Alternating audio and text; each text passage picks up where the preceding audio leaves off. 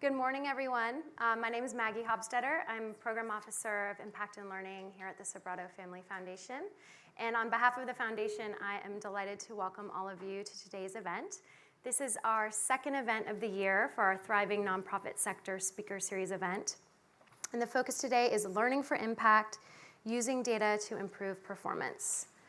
The Sobrato Family Foundation's Thriving Nonprofit Sector program was started in 2014 with the goal of increasing the effectiveness, scalability, and the impact of our nonprofit partners, and to support the development of Silicon Valley nonprofit leaders.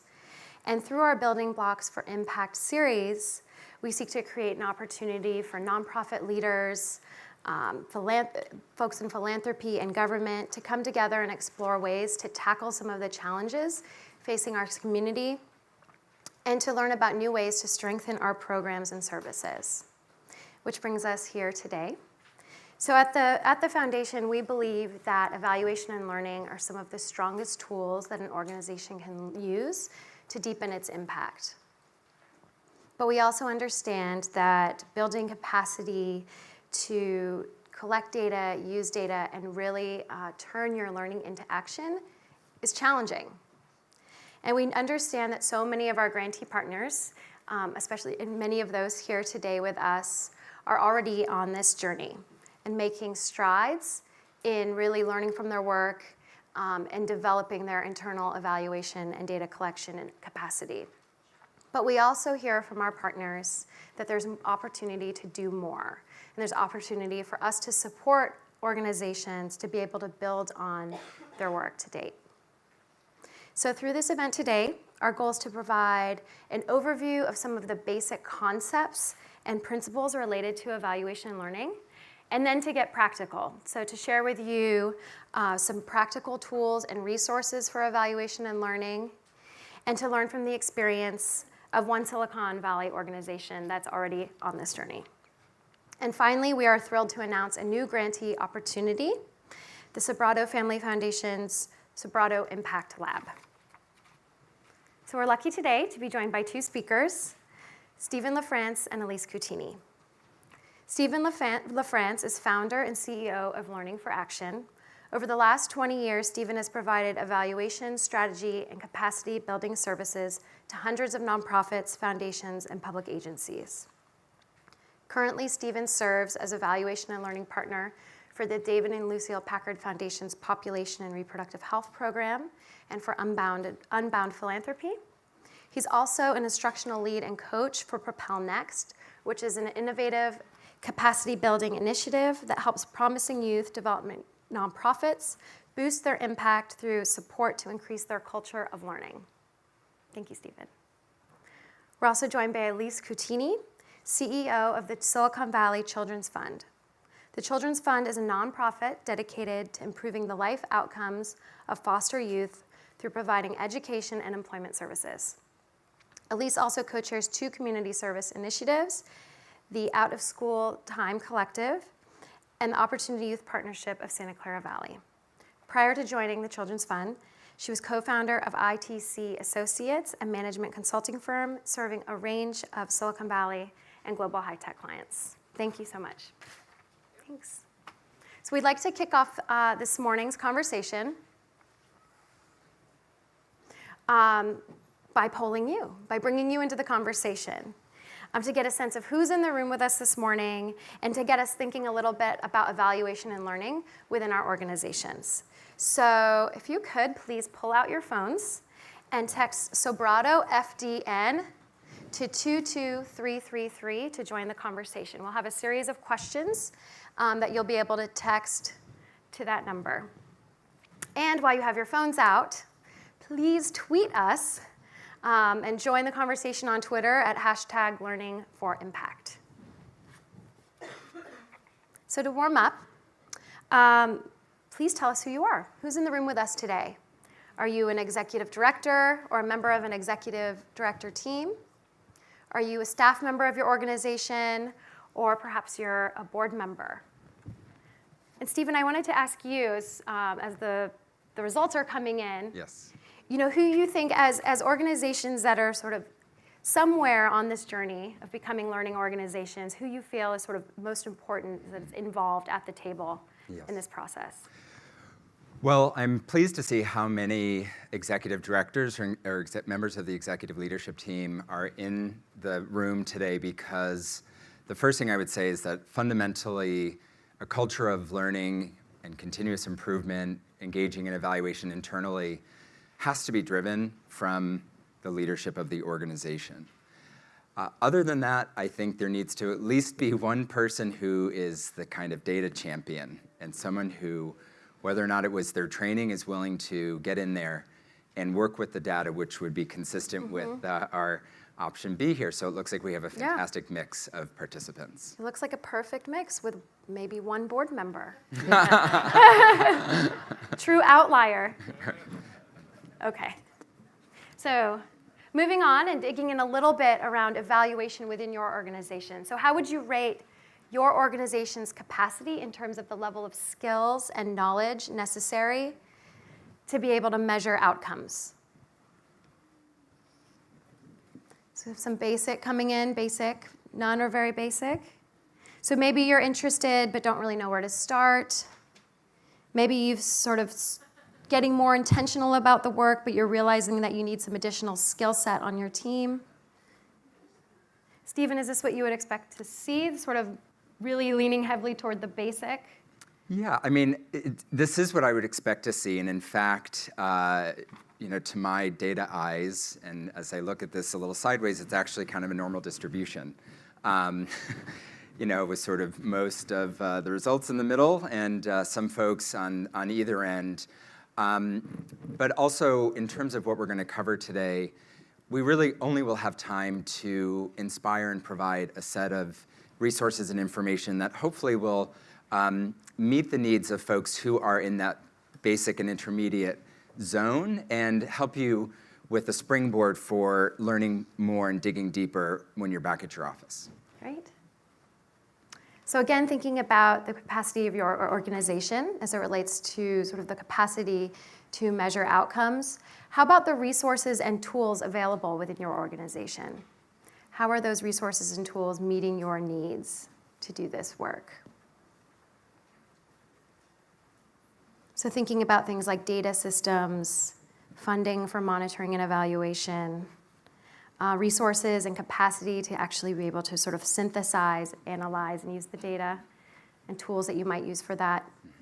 Stephen, do any other tools come to mind for you? Well, I think that there's some specific frameworks that we'll talk about today, such as theory of change, and concepts such as how to determine what data to collect. So indicators might be some other kind of tools. But basic instruments, surveys, focus group, protocols, et cetera, those come to mind as well. And this also looks relatively normal to me. I'm not surprised that there are more in the none or very basic category, because I think that there is a significant lack of funding, really, and investment generally in the actual tools of learning and evaluation. Great. So now is your chance to ask questions of us. So what are you hoping to learn today? What questions do you have about collecting and using data? So anything that you came here hoping to learn and have us address would be very helpful to know, and we will do our best to incorporate and respond. But there might be a particular issue that you had in mind as to, well, what do I do if I'm doing mostly policy advocacy work and not direct service, or I'm an intermediary? So we have a question here that relates to the resources, sort of who will fund this work? True integration into program day. So speaking to some of the culture shift I think we'll talk about later. Exactly. How to identify metrics. How do we make it part of our organizational culture, again, with sort of the integration into broader work of the organization. Best practices, so identifying metrics and then getting into sort of the data collection. Case manage, so systems and migrating new systems. Some of these we might have to meet either after lunch or hours. The data system one. Yeah. And this one, the connecting what we measure and the impact on people's lives, I think that's something that probably all of us, that's it, right? That's the ultimate question is, how is the data actually speaking to the lives that we're hoping to impact? Great, so lots of questions. Some of these hopefully we'll be able to address today, and others, Yes. Others we will, yes, we have resources. Obviously, we only have so much time. Yeah. So we have provided a significant amount of resource on a zip drive that you will receive when you turn in your name badge that will, literally there's everything here from readings on culture to a toolkit that we developed on how to create your theory of change and develop metrics and instruments, et cetera.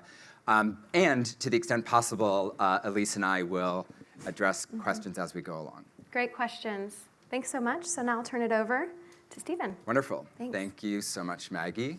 And I just want to say, too, that I'll continue to look at the themes in these questions even after today, and maybe there's some follow-up that we can do, staying in communication with each other to make sure you have the resources that you need as you get into evaluation. So just briefly, our agenda today is going to go as follows. I'm going to present a little bit of information and then have a Q&A on that information that I'll be sharing.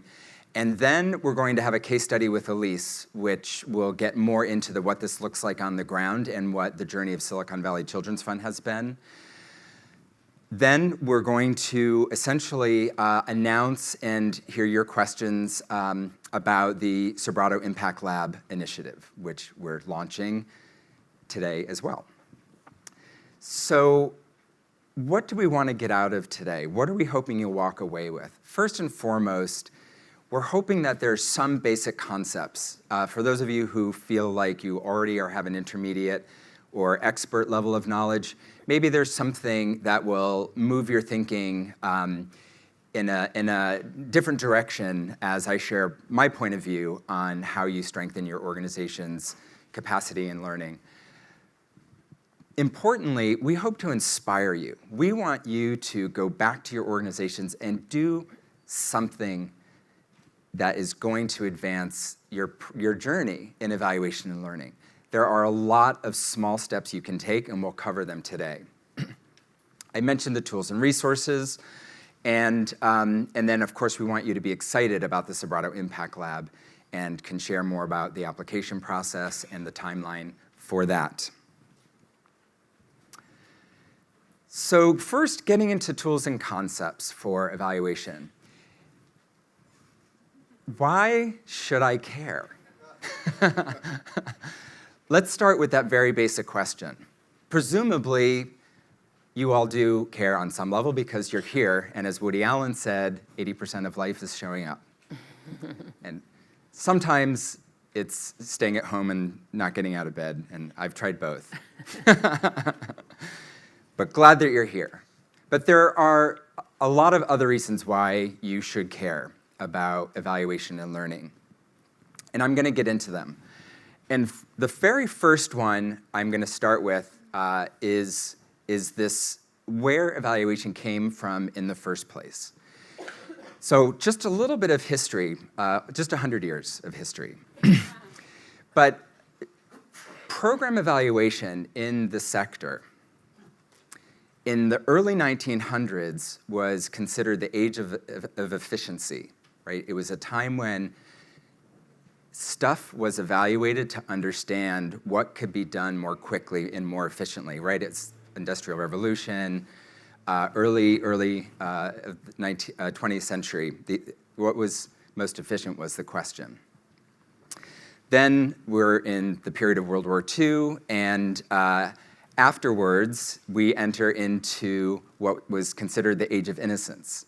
There was a sense that all was good and right in the world and not a lot of question as to why things like public education were important and quality public education. I mean, we were rebuilding a country, and it was the age of innocence. There was not a lot of emphasis placed on evaluating the work. Well, then the Russians launched Sputnik, and we enter the age of development.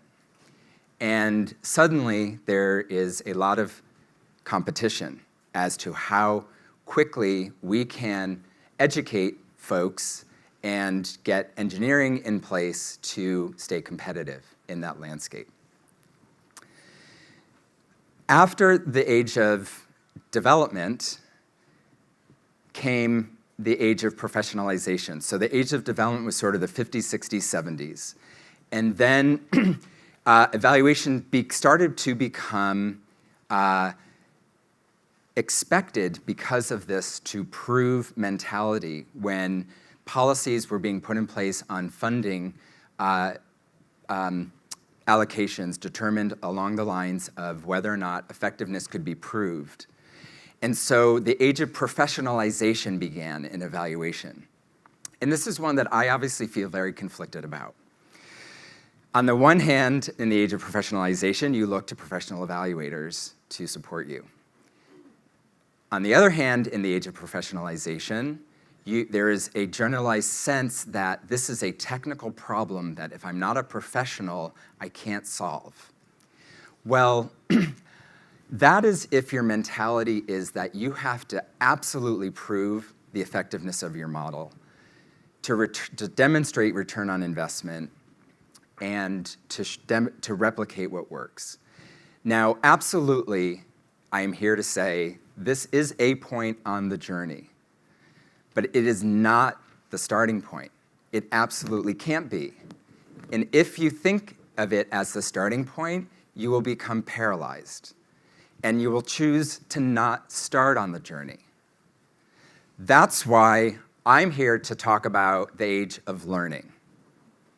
I'm in a post-age of professionalization mode these days, and I want to talk to you about improvement. The more important purpose of evaluation is to think about how can I improve the design of my program? How can I improve practice, the actual delivery of the program? How can I think more strategically about the decisions I make, about the work we take on, the work we don't take on? If 80% of life is showing up, 80% of strategy is saying no.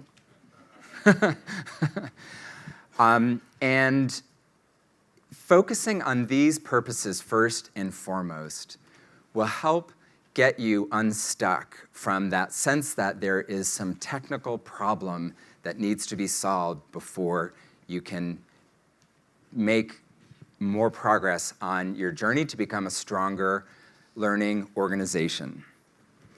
But perhaps most importantly, the reason why you should care about building your evaluation and learning capacity is because it is the single most powerful empowerment tool we have in the sector.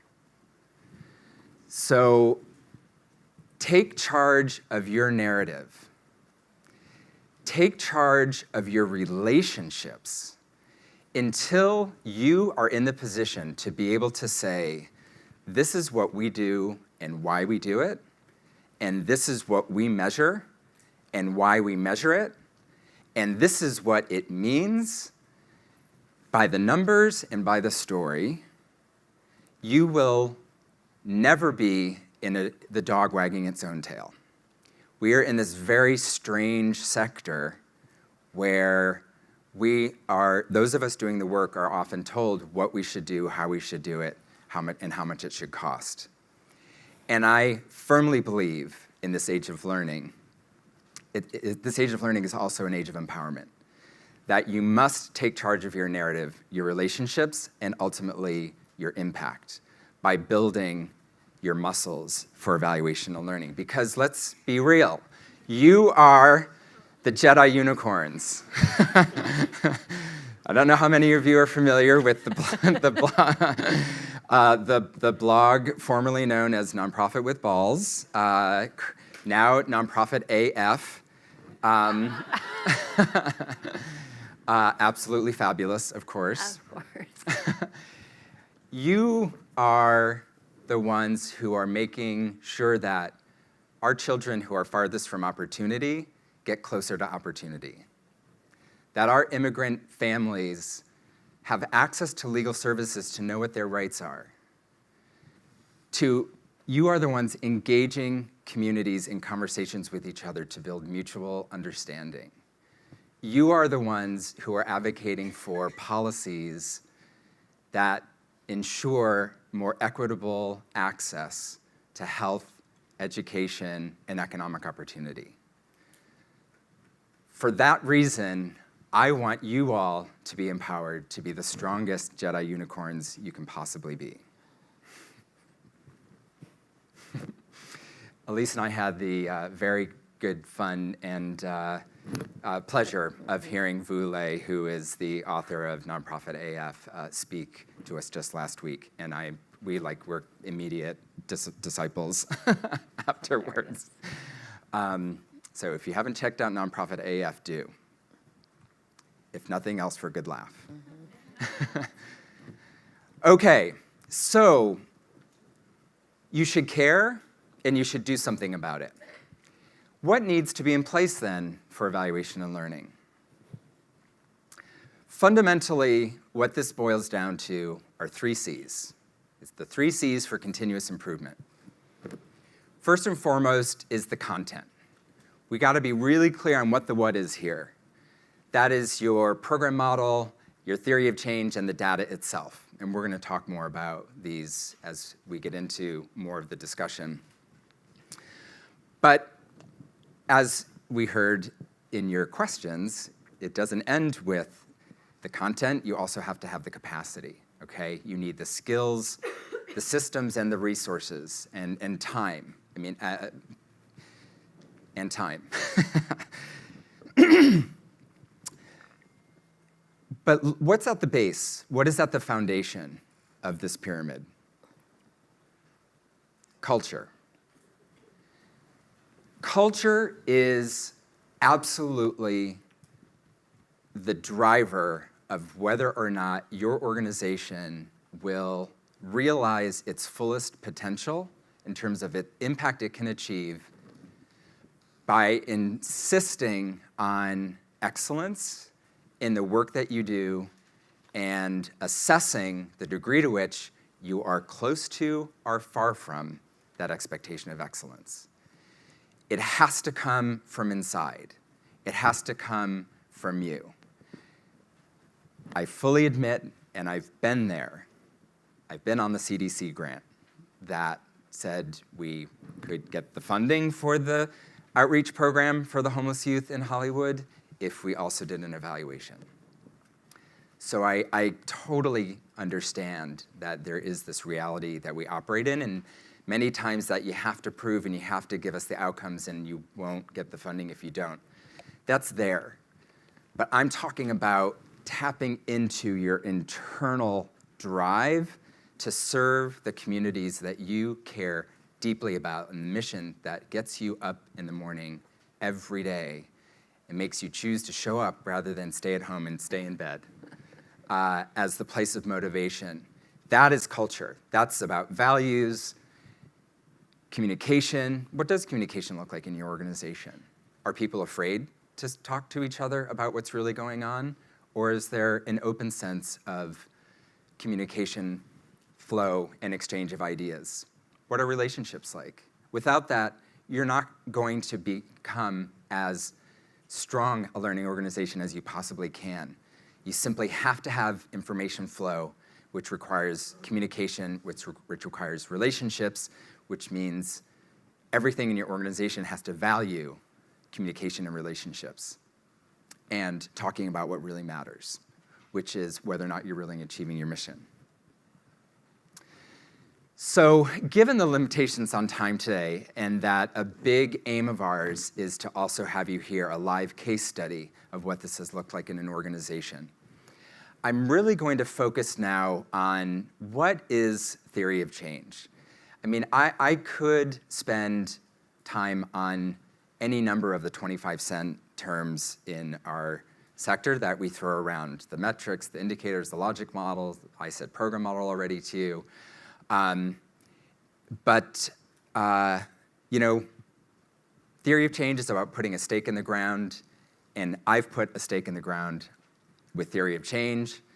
And so I want to share with you why I am so enthusiastic about the potential of it as a starting point for your learning journey. Okay, so what is it? I'm actually, just a quick show of hands. How many of you have heard the term theory of change? Okay, right, because someone's asked you, do you have a theory of change? And can you submit it with your proposal? Right. Or, as you engage in a strategic planning process, the strategic planning consultant maybe says, well, what's your theory of change? But I just want to break it down, and I want to share why I think it's such a critical piece of the puzzle for you to focus on. And parentheses, even if you have one, I would strongly suggest you go back and take a look at it. The only context in which I like the word interrogate is in relationship to theory of change. I think that if we spent as much time interrogating theory of change as we do folks in communities who are just trying to make good on happiness in their lives, we'd be a lot better off. Okay, so what is it? Here is about as close to plain English as I can get. It is what you do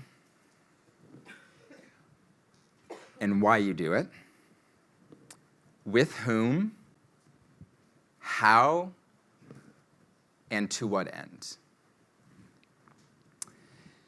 This is a classic example of where a framework or a tool has been introduced and it has been latched onto and, shall I say, perhaps shoved down our throats, to the point that, like strategic plans, oftentimes I think we see it as a box to check on the to-do list. It's really a platform for communication. So when I said earlier that you need to have strong communication in place in your organization to be stronger in your learning orientation and to increase your effectiveness through evaluation, if you don't have the fundamentals of what you do and why, with whom, to what end, and how you do it, captured in a way that everybody's on exactly the same page, then what are you going to talk about? What's the shared understanding in the middle of the room that is the platform from which we're talking about whether we're doing well or not? One of the images I'd like to leave you with, among others, a couple others I'll share with you, is that I think a lot of us, particularly because theory of change has come to be kind of oftentimes mandated or we're told we have to do it. So then it starts to feel like, okay, but now I'm in a straitjacket. I can't do what we do best, which is meet people where they're at and have flexibility in addressing needs and treat people as individuals. Well, I would say that we need to talk more about what exactly does that mean and what does that look like. And are you doing yourself a favor by saying you're everything to everyone? Now, believe me, I firmly am grounded in the meeting people where they're at philosophy. And I know that folks who are far from opportunity and are experiencing significant inequities need to be met where they're at. I'm not saying you can't meet people where they're at. All I'm saying is theory of change is a platform. When you're on a platform, you know how far and wide you can move before you fall off. You can change the shape of the platform. You can go to the store and buy more lumber to make it bigger. You can work from that platform. You can dance on it. You can stand on it. You have choices on that platform. But on that platform, you are making informed choices about what you're going to be doing and what you're not going to be doing, and that helps you know what you should measure. So all of that heavy stuff, maybe we can just boil down to a recipe. Think of it as writing down the recipe, which I love because my Italian grandmother was an Italian grandmother, which means she cooked a lot, and she was a great cook. In fact, she was only educated to the 8th grade, and I'm pretty sure she got her husband and stature in community because of her cooking. And I don't say that in a sexist way. I literally have heard the stories in the narrative of my family over years and years about the magic of my grandmother's cooking and how it could make people feel. So I've become a cook, and I have appreciated that my grandmother took the time to share with my cousin, who is the oldest of the generation, I'm the youngest of the generation, what her recipe is for her sauce. Now, Judy gave me the recipe to Grandma Sadie's sauce. I made the sauce according to the recipe 3 or 4 times. And now, Cousin Judy came over in last September, to visit, and I was so excited to make Grandma's sauce. And I was like, it came out great. She took one bite and she said, "It's so spicy." And I was like, that's right. I add cayenne pepper. I love spice. So I made the choice to add the spice. I also add carrots because I like the sweet. But she puts 2 teaspoons of sugar. And I prefer the carrot to the sugar. So you can write down the recipe so that you know when you're sticking to it and when you're deviating from it. And what that means for the result. Did you like it or did you not like it? I don't think Cousin Judy liked my version of Grandma Sadie's sauce as much as she likes her own. But she's got the recipe too. But think about it. Across your sites, across your staff, across generations of your staff, how are you going to ensure that the magic of your program is continued if you don't write it down? And I hear a lot when we start talking about theory of change, people say, oh, but there's our secret sauce. And I was like, I get it, but there actually aren't any secrets in theory of change. Like, you can keep it a secret within some boundaries, but you gotta write it down. I mean, if you're expecting people to implement on that, you gotta write it down. What does that look like? And usually it's some version of, we invoke the youth development principles when we engage with young people. So what exactly does that look like? It looks like when I see you, I look you in the eye and I shake your hand firmly and I convey, you matter. That's what it looks like, okay? But we need to get more comfortable saying how you know it when you see it. And that is my best plain English definition of an indicator, by the way. It's how you know it when you see it. So very quickly, this is just another depiction of the components of a theory of change. I sort of felt a responsibility to say, I've got these plain English views on it, but this is kind of the more technical view on it. But if you look at what we're talking about here, essentially we've got a sandwich with a program model in the middle that is wrapped in, that program model is made up of your target population, your core components, and the activities of your work, and the outcomes. And it's kind of wrapped in a wrapper of the need, the why you do your work, and a hypothesis. My best plain English for that is that's your stake in the ground. If we provide 3 hours of after-school tutoring to 6th graders who are recent arrived immigrant youth and focus on English language acquisition for an entire school year, we will increase their CELT score and their Lexile scores by at least 1 level. That's a hypothesis. That provides your data roadmap. So the question of how do we know what to measure or what indicators to collect? I know that there's a lot of complexity behind that. And there are resources available to you in what we're offering today and online. And this is one question I'm happy to offer free advice to anyone on where to look for some menus of indicators. But the thing about your theory of change is that it provides your data roadmap. That whole core piece, you just break down into you need to collect data on who you're serving, what they're getting, and are they experiencing any change, okay? Now, I know there's nuance for intermediaries, for policy advocacy, for systems change.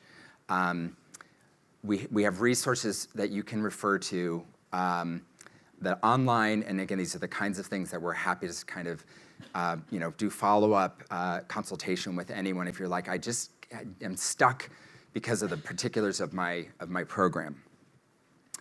But I want to stop there to ask some questions. But before I do, I want to hear what questions you have on what I just offered as the content here. But before I do, I wanted to make one point here because if nothing else, I want to share a little point of thoughtfulness in wanting to share my love for you and for this sector in Jedi Unicorn fashion.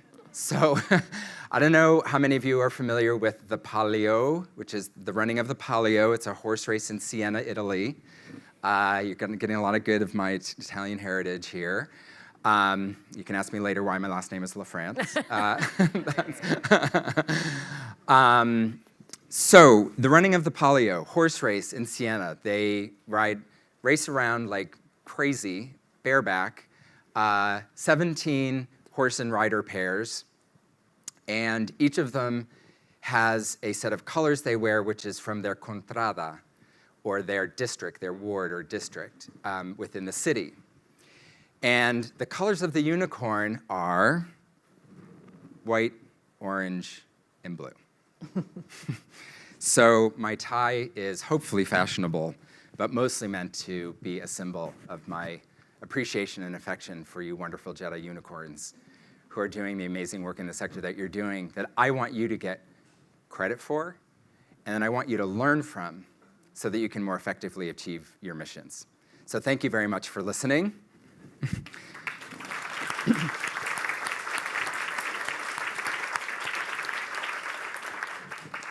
So we have a microphone in the back, so we're going to take some questions. We've got about 10 minutes for questions for Steven.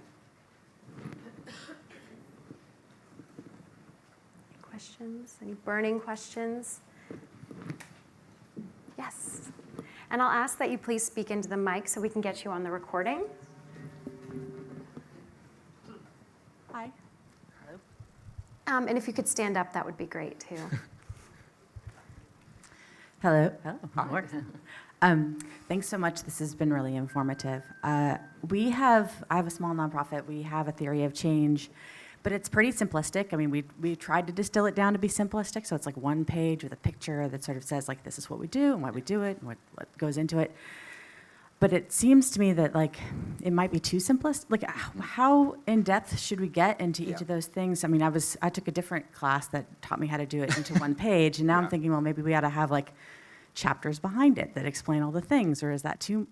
How in depth do you need to get to really be effective? Yes, excellent question about theory of change. What should it look like? How much detail and depth, essentially? Well, I want to connect with you by saying that I grew up in the same school of thought that you did, and for years I was doing one-page theories of change with nonprofit clients that came to me saying, could you help us with our theory of change?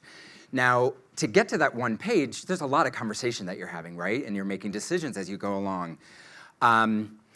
But two things I want to say. One is that one of the most significant pitfalls that people get trapped in with theory of change work is thinking that it's an exercise in creating a mirror as opposed to creating hope and accountability. So first and foremost, if you go back to your office and say, oh, he just told me to write down what we do, and that needs to be captured, what I'm actually meaning is think hard about what you should be doing for the people that you're serving that will have the best likelihood of achieving outcomes. So it's not about creating a mirror, but it's creating a sense of accountability and hope that you might have to build towards over years. And that, in my mind, that's why a theory of change is like way better and cooler than a strategic plan. I mean, you can put a strategic plan around your theory of change, but you can't, why have a strategic plan if you don't have a theory of change? But to your question about like length and depth and intensity, so where I've gotten to in my beliefs is that there essentially should be like a 7 to 12 page narrative that goes along with that one pager. And one of the resources that is on your zip drive that you'll get if you turn in your name badge, that, by the way, is blue, orange, and white, has a link to what's called the Better Results Toolkit. This is a toolkit that Learning for Action put together and has made free and available. It's released to the wild now on our website. It's focused right now on environmental education, but we're going to be building in additional modules. There are worksheets there that if you go through them and on a primer you can work with, that'll essentially get you your 7 to 10 page narrative along with the cover page. Great. I see another hand. Tamara's got a mic. Hi, Matt Rosen from Foster Youth in Action. So I'm interested to know how you distinguish or try to articulate the difference between why and to what end. Mm-hmm. There's a lot of similarities, and I think there are also significant differences, but sometimes I think it's really easy to get lost in the weeds and get confused, particularly as you're communicating to folks that you're trying to help explain what you do. Great question, and I just want to add, I made a mental note in my bio that I didn't include that I'm board chair of First Place for Youth, so connecting with you on our care for young people in the foster care system. To me, this is my view. The why and to what end are sides of a coin, okay? So when I think about the why, I think about, and I'm just going to say it because I know we're supposed to be asset-based, et cetera, but I think about the problem. What is the problem that we are trying to solve with our program and the work that we do? That's another way of saying, when I said need earlier as the top part of the theory of change sandwich. So to me, the why is the problem, and what's the nature of that problem? So again, I'm going to keep going back to examples that are in, about disadvantaged youth and youth development, because that's where my work on the ground is based in. So it's not just that foster youth, for example, go through a lot of placements, which means they end up in a lot of different schools, which means they get behind in their schoolwork and therefore need to be caught up on some content. There's more going on there. There's serious issues about their sense of worth and attachment. And that can lead to their engagement in some behaviors which we deem, risky or can get them in trouble with the law. So unpacking and describing all of that, what's going on with that young person that you're serving, that to me is the why. And then the other side of the coin of the to what end is what are you doing to address those needs and issues? So if you've said part of why we do what we do, and part of the approach is I make sure every young person who comes through my door knows that I think they matter.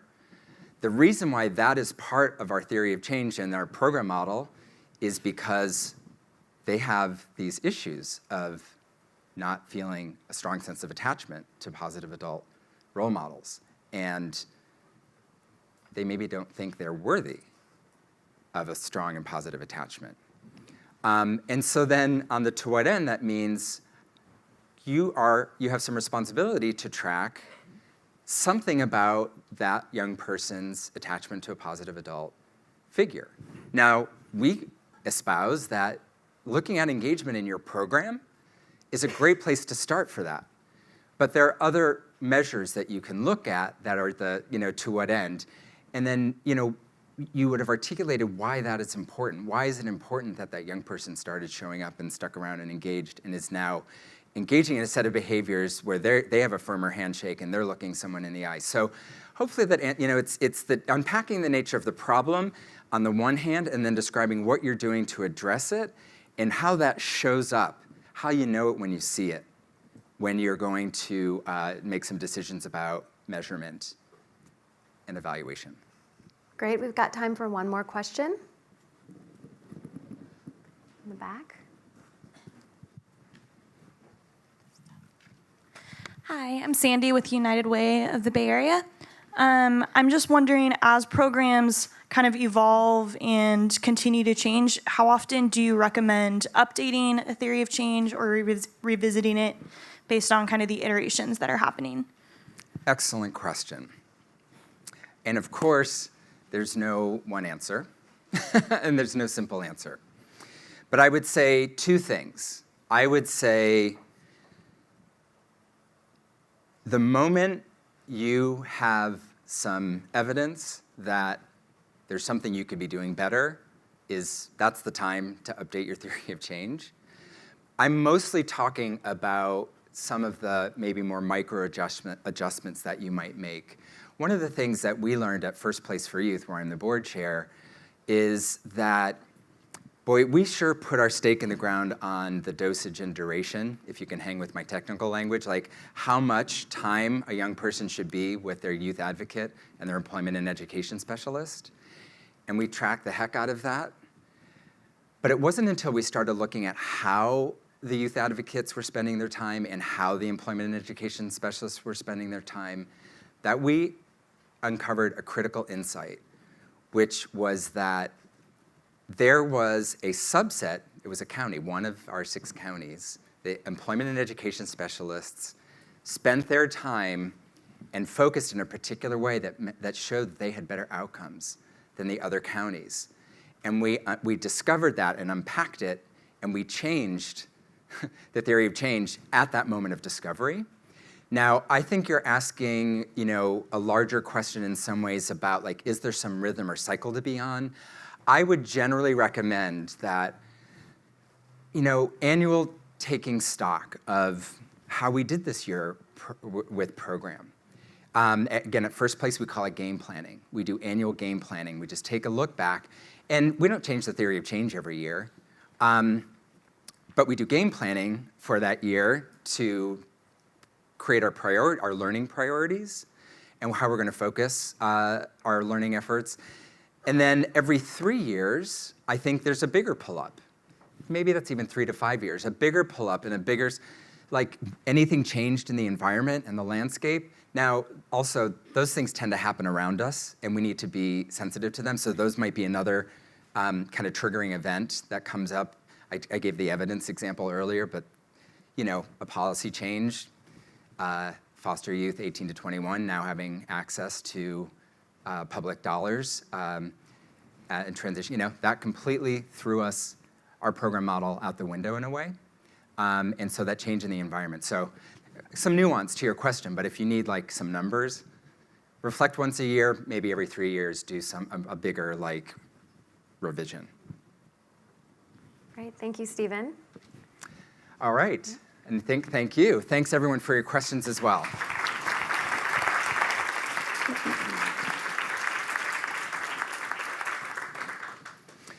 I know these things are never entirely satisfying because there are just more questions and stuff we can get into than time. But we have our second opportunity here to engage in some learning together by hearing from Elise Cutini, who, as you heard, is the CEO of Silicon Valley Children's Fund.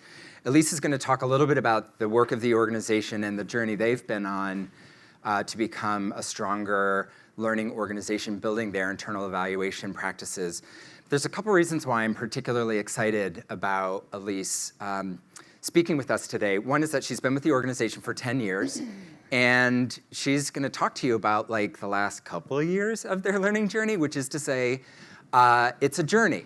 It's not a destination. Just like I said earlier, if you think that there is a technical answer out there that's just going to solve the problem, you're thinking about this in the wrong way. This is 80% an adaptive issue, 20% a technical issue, okay?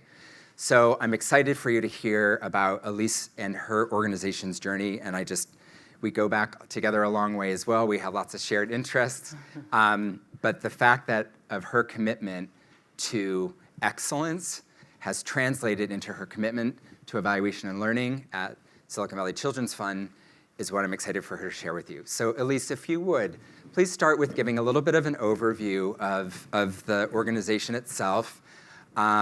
Here, I'll actually pass this over to you. Speaking of empowerment. Am I on? Am I there? Okay, great. Thanks, Steven.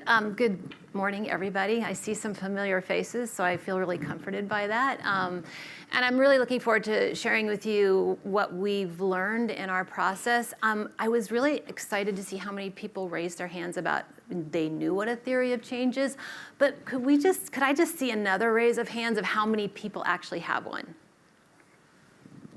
Wow, awesome. And then, how many people actually believe in it and use it?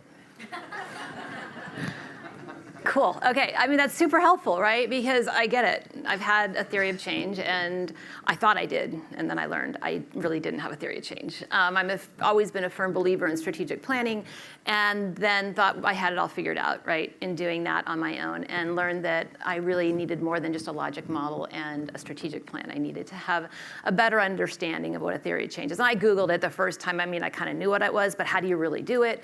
And was really challenged by that. So I know Steven has talked a lot about that today, but I'm going to go back to his triangle, or pyramid, if you will, and I'm going to talk a little bit more about culture and a little bit more about resources, and talk about how we've found ourselves living through that process. So, really quickly, just about our organization. Looks like we have a lot of foster youth supporting organizations in here. So I'm going to be able to speak to that a little bit as we go through. But really, we've been around for a long time. We were a little conflicted as an organization. We started out by raising money and building things, and then scholarships, and then found ourselves in a place of where do we go from here? Who can provide the kind of educational and employment support for our youth in Santa Clara County? A little bit about our values here, I think, are important. At the foundation of what we do is youth-advised innovation. Firm belief in the fact that we may think we know what we want to do, but that really doesn't matter. At the end of the day, it matters for our constituents what we're doing and what their voice is in the work that we're doing and the outcomes that we are or are not achieving.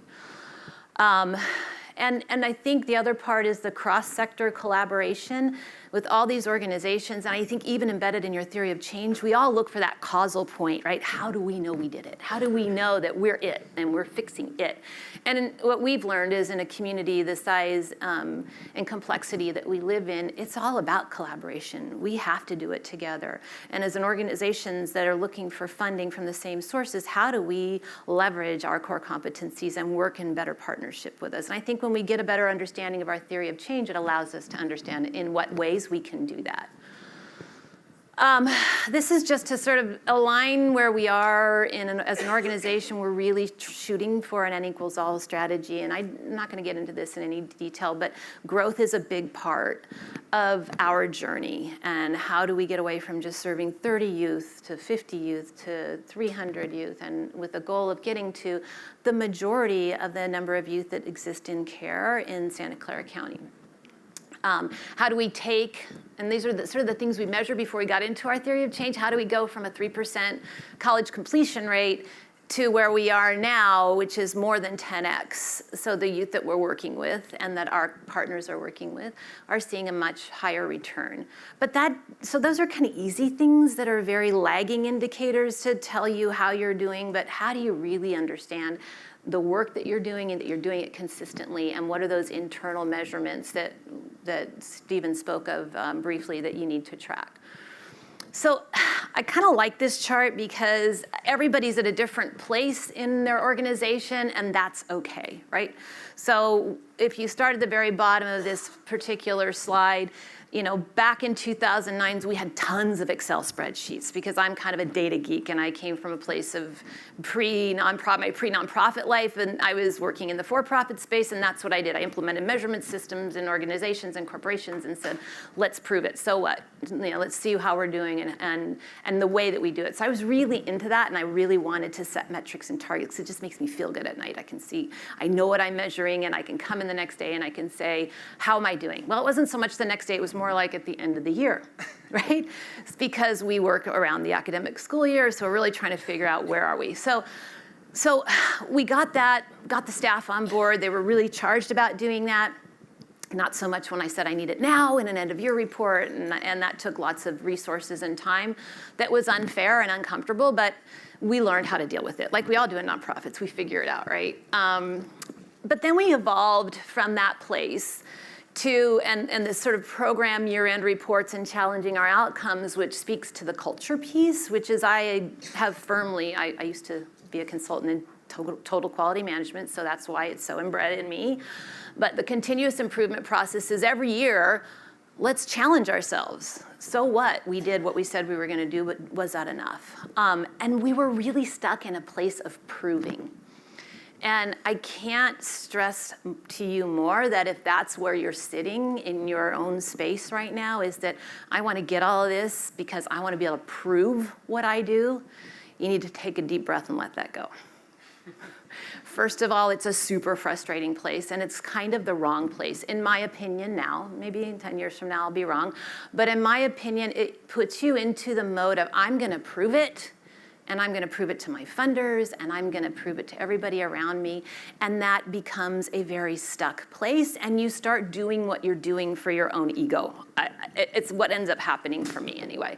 So being able to move from a proving to an improving, I know those are really basic words, but sit with that for a minute. It's a big difference. It's a completely different lens of your organization. And let's say I'm an employee in your organization, and you say, we've got these metrics, we've got these targets, and we're going to make them, and you guys are going to work really hard, and you're going to get it done. And the end of the year, they start pulling the data together, and what are they feeling? Oh my God, we didn't hit the numbers. We wrote a grant, and we didn't hit the numbers. Oh my God, she's going to be really upset. She's going to see that we didn't hit the numbers, and she's going to want to know why. And what does that set up for our people in our organization? Fear. Right, absolutely, fear, right? So when you feel fear, I'm as human as everybody else in this room, what do you do when you feel fear?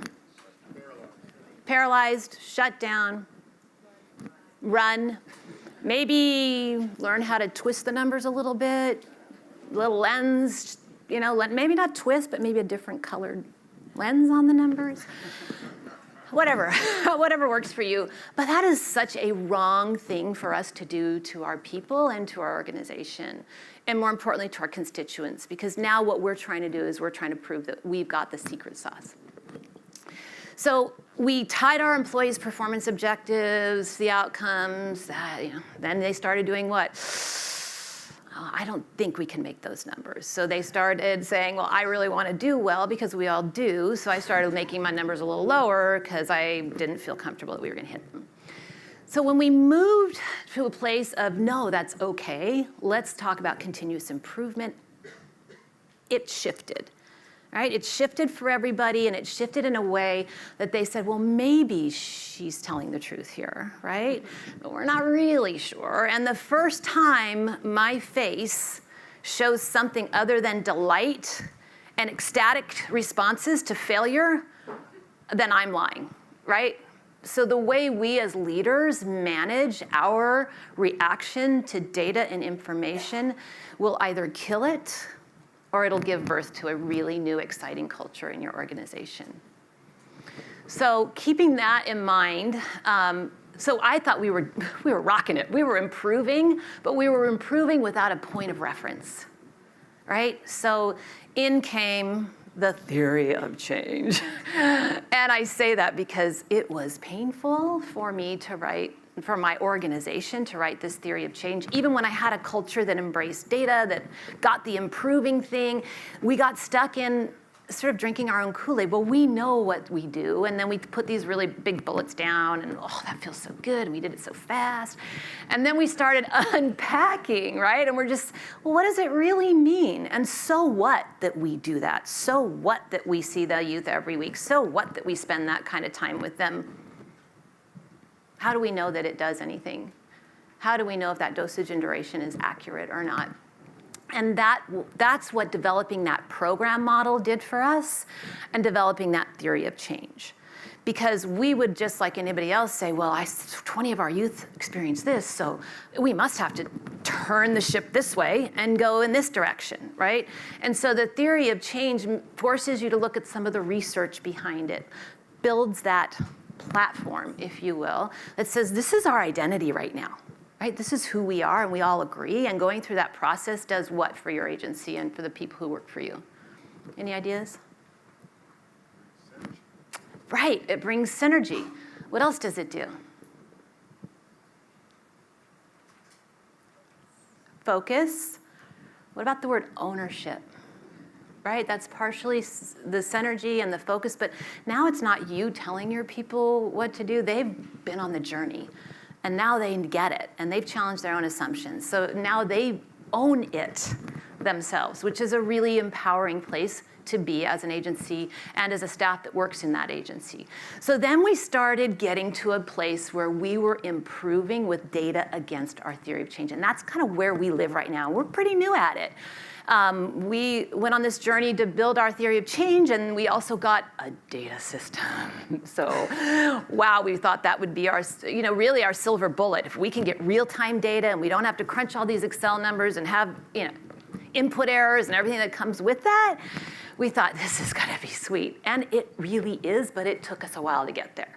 It is a little bit painful, but what we're able to do now is not wait till the end of the year and crunch all those numbers. We're able to look at our progress indicators that live in our program model and go, ooh, we aren't as great as we thought we were based on this information. And that's okay, because if we can say that and go, and I have to tell you that I tell my staff, the first person that brings me the crappiest news that we're doing something horribly bad or different than what we thought we were doing, I lift them up. I lift them up as being a valued asset in that organization. And that changes, right? Then people do what? They start feeling, right, they feel empowered, they feel authentic, right? They feel like they can be a part of identifying and changing. Any questions on this before I move forward? Yeah. Yeah, I'd be happy to. The question was, what is the data system? So what is the data system? And we researched a couple that were recommended by people far smarter than me and knew more than any of us in the organization about data collection and evaluation. We chose a tool called Apricot that used to be owned by a different company, but now is owned by Social Solutions that many of you probably have their ETO system or have been a part of it.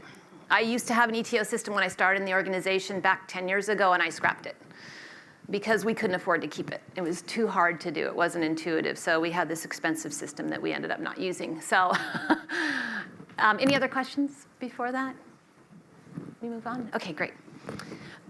So when I think about being at this starting point, wherever you are, and maybe you feel overwhelmed by the theory of change, and maybe you feel overwhelmed by the program model, but really think about ways that you could get started at any level. And I just want you to read through these, and somebody just shout out to me what speaks most to you for your organization, where you think you could actually take stock and get started.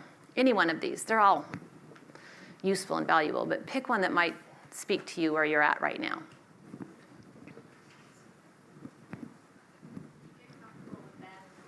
Awesome. So she said, get comfortable with bad information. And I think that's one of the hardest things to do as a leader, and it's one of the hardest things to do as staff. And that requires a lot of conversation. A lot of conversation and a lot of information sharing and a lot of honest, radical candor that doesn't come at the expense of the messenger. I just want to say, when Elise just mentioned the term radical candor. Take a look, Google search radical candor. It's an interesting concept The opposite of radical candor is what I think a lot of us engage in sometimes, which is ruinous empathy. Ruinous? Ruinous empathy. So we think we're doing someone a favor by not saying what's really going on because we want to connect with them and feel a sense of empathy. But it's not doing them or your organization a service. So I just wanted to build on that radical candor piece. Any other thing that stands out for you that feels like it's something you could or absolutely could not do in your organization?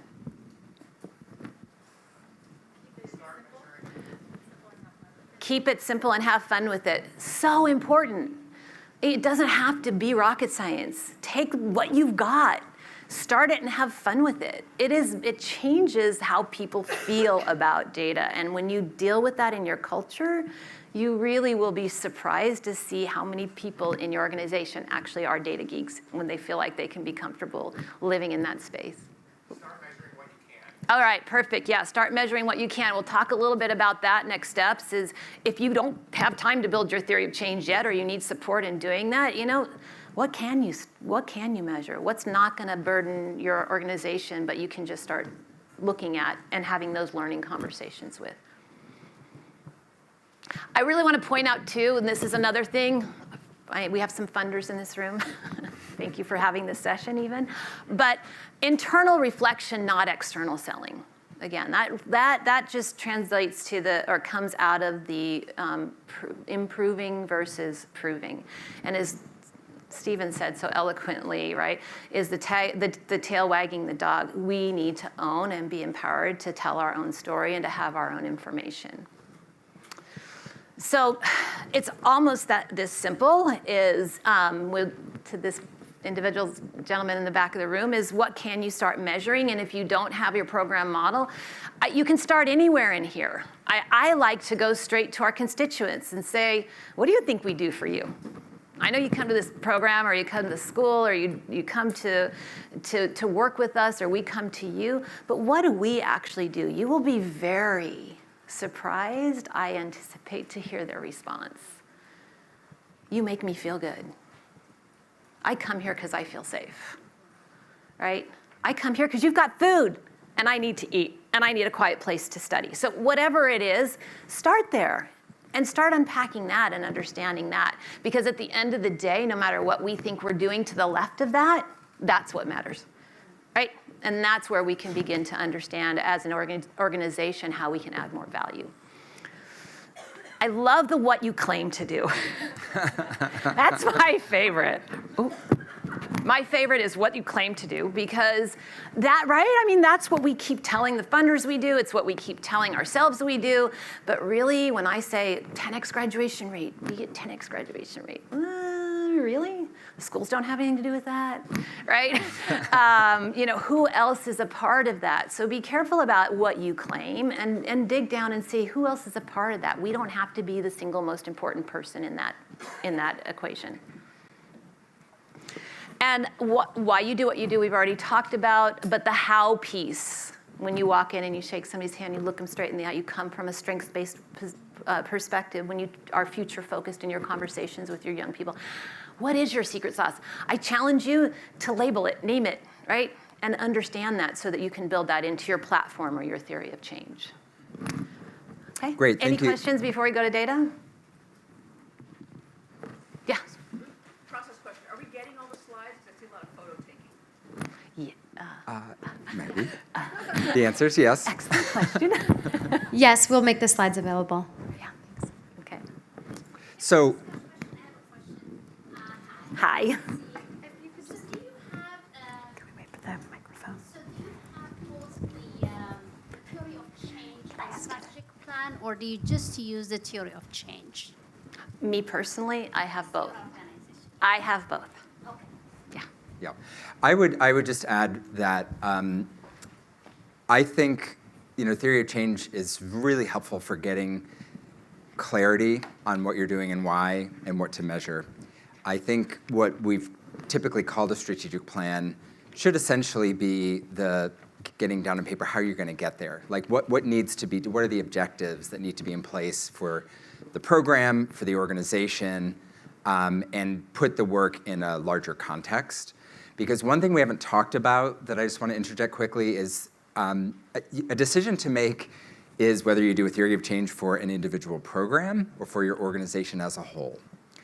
And it's a more complicated question than is on the surface because, well, some of you are more or less single service organizations, and some of you are multi-service organizations.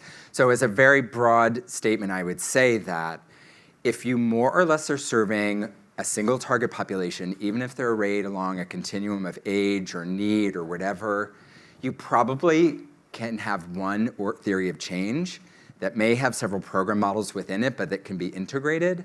If you are truly a multi-service organization that serves, that provides early childhood services as well as a drop-in center for homeless adults, you probably need different theories of change in that circumstance.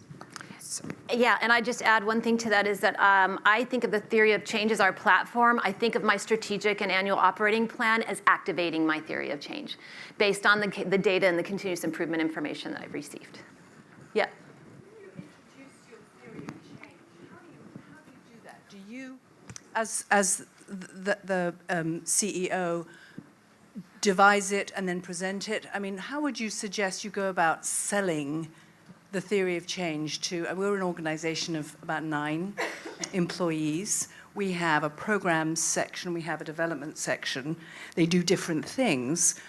But how would you facilitate, how would that work? Internally, you're saying? Internally, Yeah. Of selling it and having people have input. Because, if there's too many hands in the pot, then, you never really get anything at the end of it. At some point you're going to have to go, well, this is what I think, or, how would you do that? So, I believe that as the leader of our organizations, we provide a straw man. We provide some infrastructure, just the outline. And I believe that taking your employees and letting them be a part of developing it is the best way to sell it. When you keep them outside of that room and then you bring them out and go, look at this great thing I've been working on, it's awesome, and I spent 3 months doing it or whatever, you can feel in the room, it's palpable. Yeah, okay, here we go, right? And so I think the best way to get rid of that is open up and bring them in. Bring them into the process. 9 people, you can do it, right? I mean, there are all different ways that you can do that depending on the size of your organization. But even if you're a 75-person organization, you can do that. You can do that in very different ways. But I highly encourage creating that collaborative, participative involvement within the organization. And I would just build on that quickly to say that a lot of times the way we've structured this, and similar to the process that Elise's organization went through, is that, and I think this is what you're saying about kind of creating the straw man, there's sort of like a smaller core working group that would get things kind of 60% there. And then involve folks. It's not so far baked that people are like, I'm not going to touch that. It won't make a difference if I get my hands on the clay at this point. And then you can, get it 80% in between, bring them back in, so it's not that everyone's involved ongoing. Yeah. You sort of toggle right between the kind of core working group and larger. Totally, and then continue to communicate those revisions to them, and don't get defensive when somebody says, that doesn't make any sense to me. Take some time to unpack that and understand it. Yeah. Yes, speakers. And what would you say is the board's role in all of this? We've talked a lot about staff involvement, but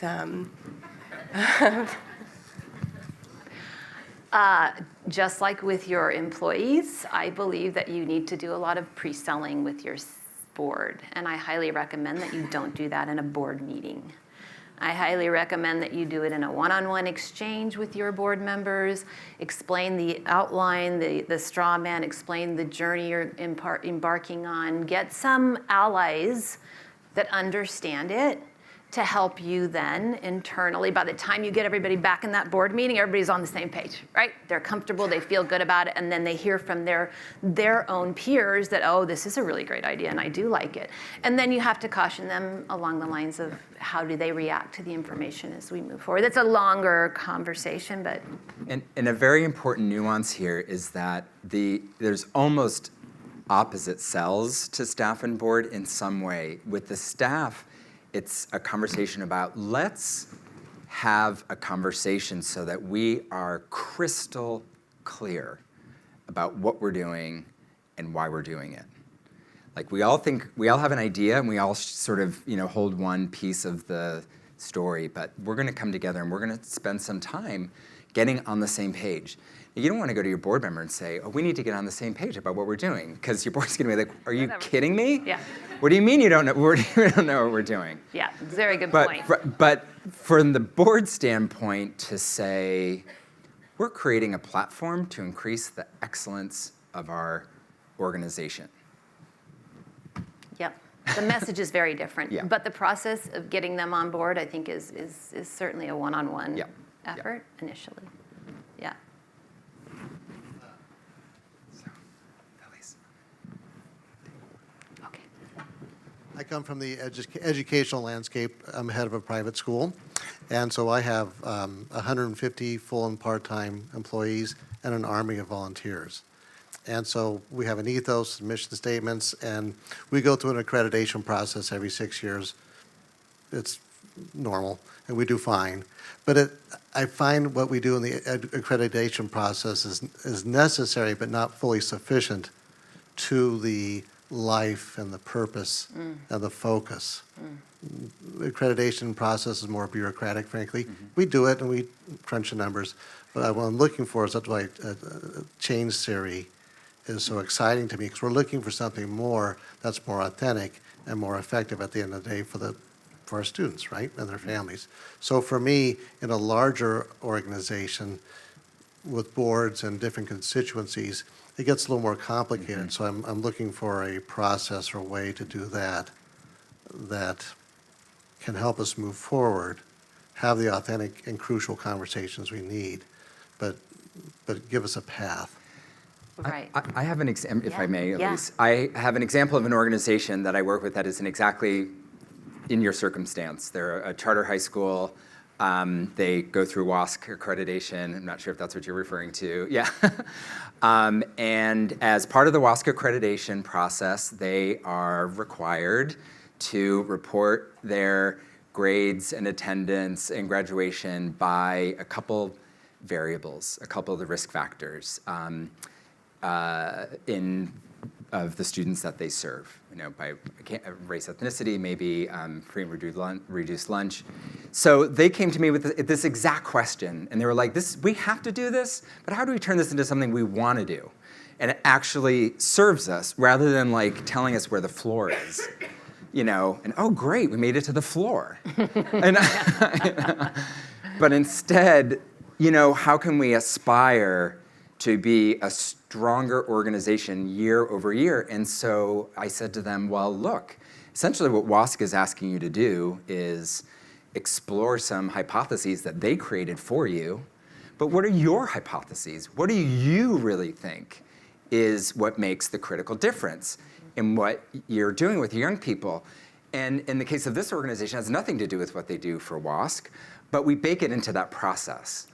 And again, it becomes, in some ways, they're like, oh, we have to do it for WASC, sorry. But guess what? We can have these more exciting conversations about what are we doing in our project-based curriculum that WASC doesn't care about, but that we know is what really engages disconnected kids, right? Kids who've not been in school for years, gets them back engaged. Great. Okay, we're going to shift gears. So now. I would love for Elise to share. It's been great to integrate the questions and keep the energy flow going in that way. And Elise has talk about modeling vulnerability, which, by the way, at the start of the capacity building work on your evaluation and learning journey, we show the Brene Brown, The Power of Vulnerability TED Talk. That's our entry point into this work.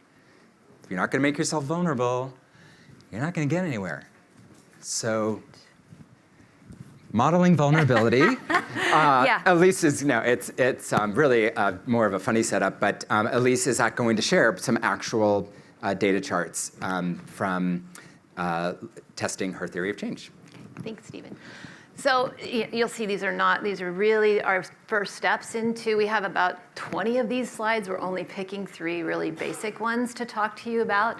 But this is interesting, right? So we sat down, we went through our theory of change, we created our target population, we had our hypotheses, we had this figured out. We knew exactly where we were going with our program model, and then we took every record of every incoming 12th grader in foster care in Santa Clara County, and we applied those parameters around the target population, and oh my gosh. Well, first of all, you can see there were 71 that we received, and only 61 were really 12th graders, which tells you something else about information that we receive about foster youth. But then, oh, look at what happened. We just took an incredible dive into only 8 of them fit this program model. Of course, all my staff said, I told you so. I knew this was going to happen, because we have never defined, we have a service population. We don't handpick or cherry pick any of the youth that come into our programs. It's just open door. Anybody we can find we're going to help is what we do. And they said, I knew it's not going to work this way, right? So what we learned is that, yeah, they were right, but we had data to prove it. So we not only knew that they didn't hit our target population, we had a scatter diagram that we created that helped us understand where they were against the different eligibility requirements. And so we were able to go to the ones that were sort of nearer to our target population, but outside of it a little bit, and swoop those in. And then we went to the other side of the maximum and GPA and units achieved, and we go, they're still on the borderline of struggling. We're going to take them in too. So we then learned that we were able to expand that, challenge our program model, a new iteration to the program model, and then we were able to expand that number significantly. Elise, while you're on the target population slide and what you learned about how many youth actually met the criteria, I want to put a point on what you just said about service population versus target population. I think this is one of the nuances that we don't really spend a lot of time talking about when we talk about doing a good theory of change, and that is the notion that there is certainly, perhaps defined by geography or by virtue of having established your mission around a certain population like foster youth, that there might be a defined population that your organization exists to serve. And that group of folks may get anything from like a phone referral to, weekly counseling for 2 years. Now that's a very broad spectrum. Theory of change and this journey of becoming a stronger learning organization and doing evaluation and tracking your outcomes is first and foremost about defining for whom are you holding yourself accountable for outcomes, okay? How do you differentiate your service population from your target population? And that is a really important distinction to be thinking about. And like Elise says, there are young people who her organization is going to serve no matter what. However, when she's talking about testing a hypothesis and a theory of change, it is for a population for which the services have been very specifically defined, the population has been specifically defined, and success has been specifically defined. So thank you. Yeah, and the really cool thing about that is that then you start looking at groupings of your populations differently. And my dream of nirvana in this whole process is that I can actually get to a point where I will know the dosage and duration of service that that particular group of kids needs, and I will resource that accordingly, but I won't resource it the same as youth that are doing in a more of a striving and thriving category, still need the support, much lighter touch, but a phenomenally better use of resources and their personal time. Right? So it's just, that's exciting to be able to get to that point. We're not there yet, but that's where I want to get. Thank you. Okay, so program model, right? Stephen talked about a program model. So these are the activities that we're doing with our young people, right? These are just some of them in this particular program. And what are we trying to, and how do we recognize the engagement? So how many are showing up? How long are they participating? This is information that was very interesting to us because we never were able to capture it and get it back quickly. So now that we put everything into our portal database, we're able to know very quickly, week to week, month to month, the level of engagement. And then we're able to dig in and say, how come? Why is the engagement high or low in any particular situation? How do we change the way we're doing things to encourage more engagement, right? And so when we talk about looking at referred for tutoring, let's just look at that one, right? So gosh, there are still kids that aren't receiving tutoring, and why is that? And if we didn't stop right now and ask that question with the constituents we're serving right now, I wouldn't know the answer to that until it was too late and they've moved on and they've lost the reason why they're not really interested. And we were able to dig down immediately and say, what is it about tutoring? And they said, I don't like it to be called tutoring. I don't want to be seen as going to tutoring. I don't want to feel like I need tutoring, right?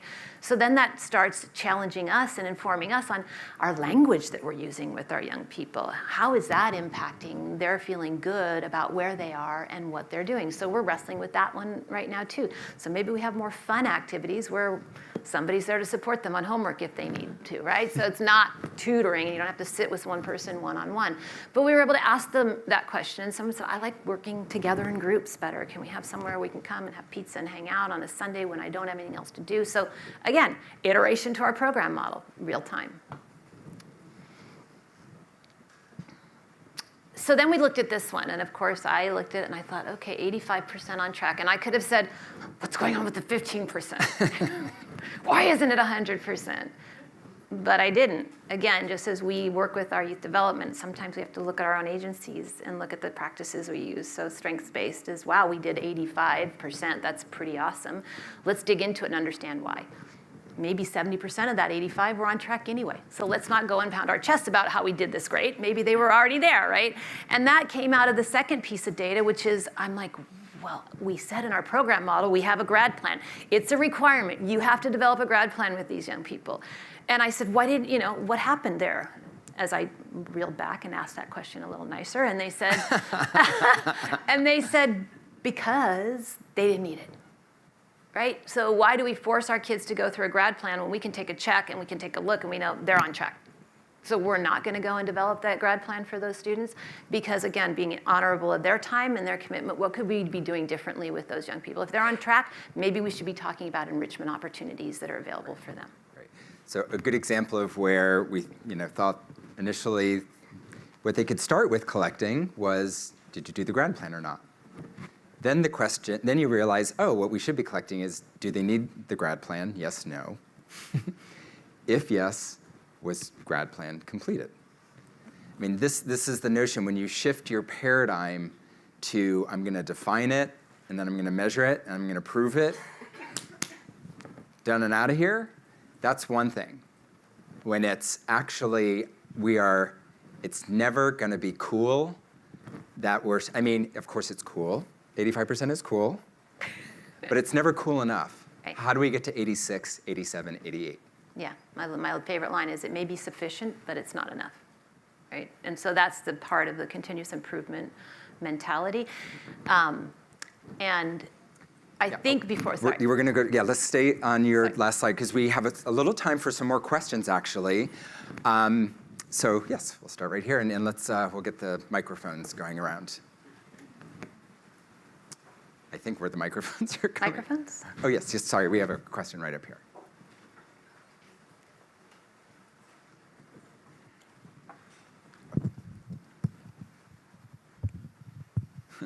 Thank you.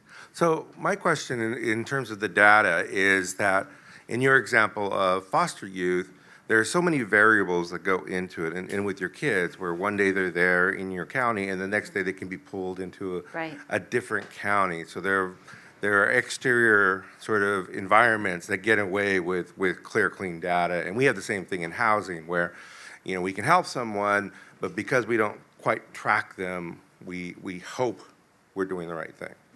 Right, so do you have a question for me? Yeah, the question is, how do you define your data when you know that some of it can be pretty fluid? So how do you take that fluidness of the kids that you're tracking and still keep consistent data on both them and the kids coming in and going out? Yeah, so for us, what makes that a little more simple for us is that we have a 10-year commitment to our young people, and so they may move out of the county, and we follow them as much as feasibly possible for us to follow them. And then we would adjust again, maybe the dosage and duration. If they moved way out where they're not just in the next county, then we look at how do we support them in a different resource model and still stay in touch with them, or make a transition to another organization in that county that can serve them at some level. Yeah, but I think this notion that you're getting at on some levels about what are our policies around tracking participants who have, fallen out of program or, moved out. For how long do we track them? For how long do we hold ourselves accountable to them? As what's our policy for allowing them to re-engage when they come back? What does that mean for, do we do a new intake or base, on the information, like how much may have changed for that young person? These are all important things for you to be thinking about. And I'm just raising it not to say, and that's overwhelming and complicated, but just to say these are parts of the journey that you will get to if you start on it and follow it, and don't get overwhelmed at the start with what feels like might stop you in your tracks, but know that you will over time evolve to make decisions about, again, who you're tracking for how long, what information from the outside you try to bring in. And I think there's a big question that came in the front was, who funds this work? Part of the journey is making the case along the way for supporting your learning efforts, right? But you've got to start somewhere, and you're going maybe it's bubblegum and tape to start. Excel is not a bad tool. It's great. Yeah. So, but building enough first to show that you're authentically engaged, and then to show what you can do will attract the resources. Now, I know that the actual question was literally like, do you have the list of foundations that funds, evaluation and capacity building? So that's also like at lunch or over a drink. But I'm happy to share what I do know later. It's not as much as we would hope, but it's not going to be anything until you actually demonstrate that you're somewhere on the journey. And we're struggling with the exit criteria too, right? So now if we do lose youth, it's on our data chart. At least we know they moved out and we were not able to support them, or we did that. So we get to that next level of understanding of that information, which creates beautiful conversations and opportunities for conversations around the work that you do. And that one point I did want to make is one thing I love about using data with a culture that we've talked about today is you have really cool conversations with your staff, things that you'd never know that they're thinking about the work they're doing. And what it allows them to do is be creative and innovative. And who doesn't like that feeling on a day-to-day basis? And when we work in nonprofits, we know that sometimes we feel like this, the weight of the world, and it's just, we gotta get through one day at a time. We're slogging through the mud. But when you are able to provide an opportunity for your people to be creative and innovative, it's empowering. I hate to overuse the word empowering, but it's charging. It really charges and fuels their involvement and ownership and desire to be at work.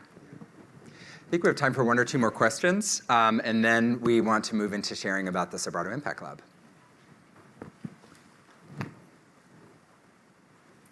I want to ask the question that came up in the texting thing earlier about organizational culture. I think, at my organization, we have a theory of change. We do some basic data tracking. We are a youth organizing group, and the challenge that we've come across is that when you're working directly with youth, you have a personal sense of, this feels like it's going well. Students are coming to our programs, they're graduating, they're happy to be here. I personally can see that this student, their life has improved because they're in our programs. And because this work is hard and time consuming, it's been really difficult to make data tracking and putting numbers in an Excel sheet a priority when you don't, things were really not going well. I think it would be easier to say, okay, we've got to start doing some data tracking. But, because anecdotally we can say things are all right, it's hard to say, all right, we're all going to spend 2 hours a week or, whatever it is, inputting this data. So I'm wondering if you can speak to if you've had that challenge or, yeah. So I did have that challenge, and I think I will continue to always have that challenge. I think that it's a conversation of, I know we're talking about improving versus proving, but I get to the point of, so what? That's what you think. I appreciate that that's how it feels, but we need to move away from that, because what if you're wrong?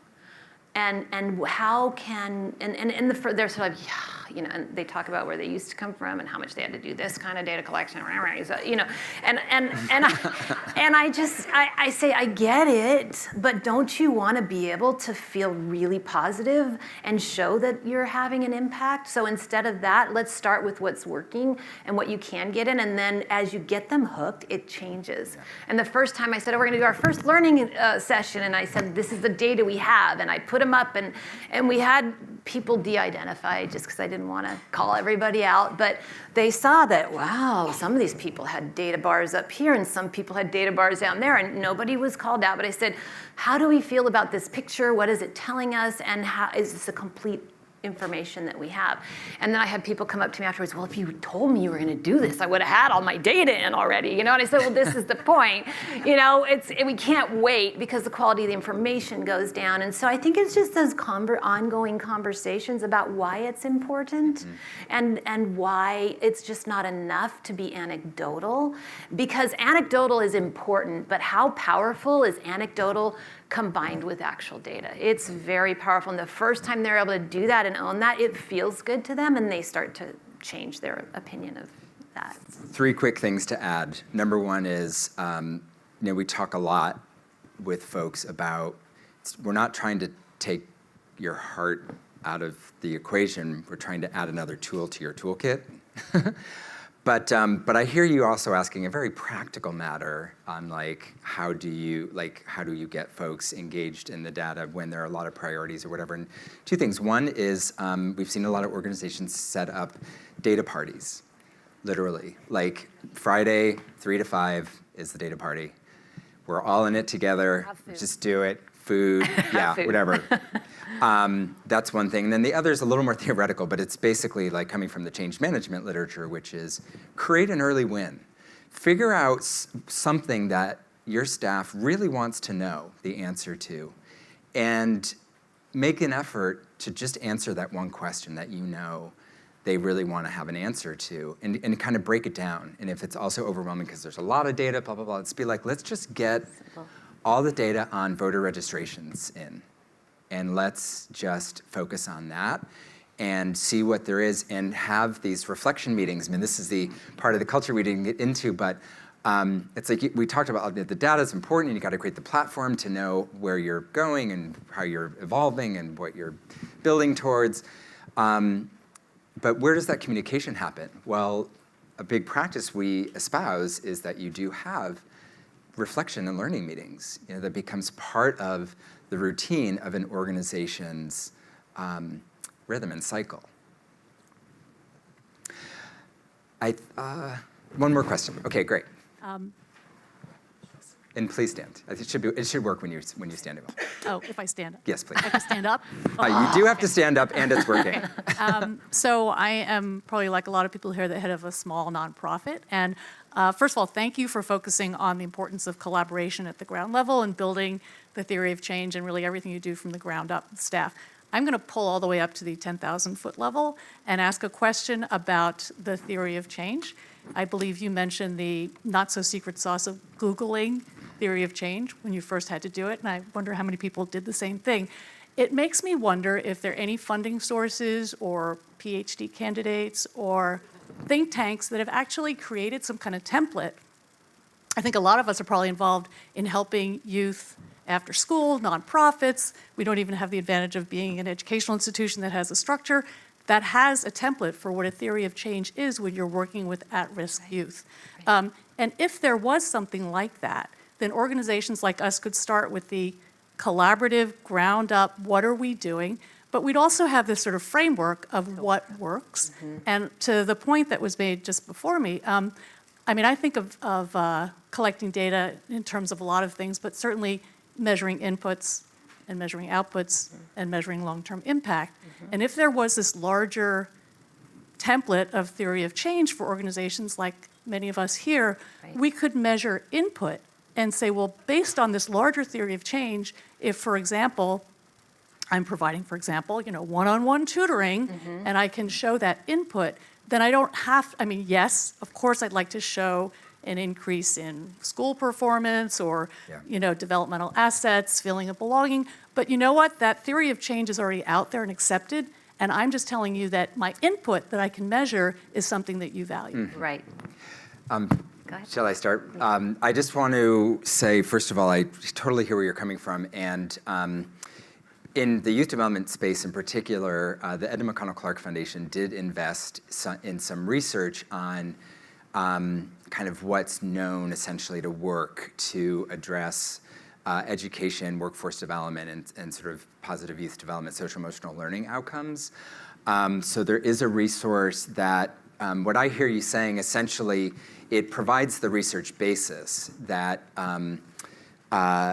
that connects, the providing paid work employment opportunity, internship work opportunities, together with work and life skill workshops or whatever like that. That is a successful recipe, if you will, for advancing youth workforce development outcomes.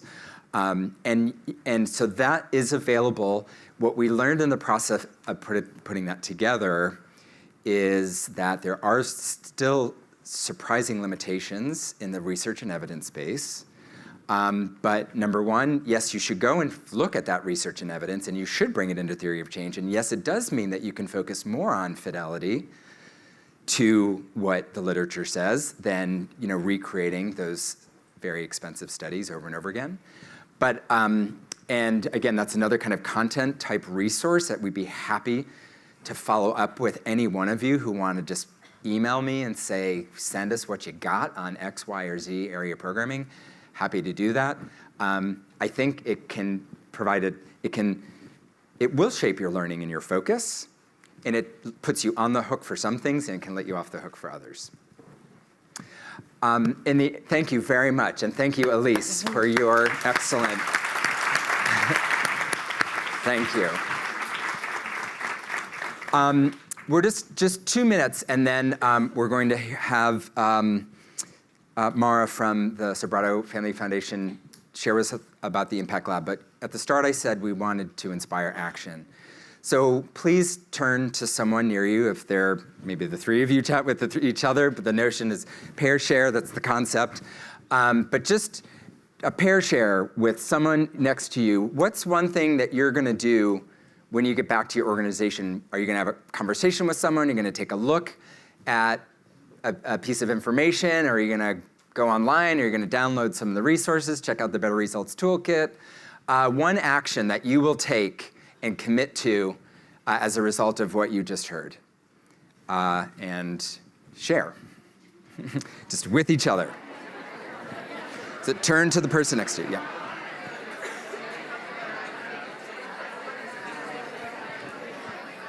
Hi.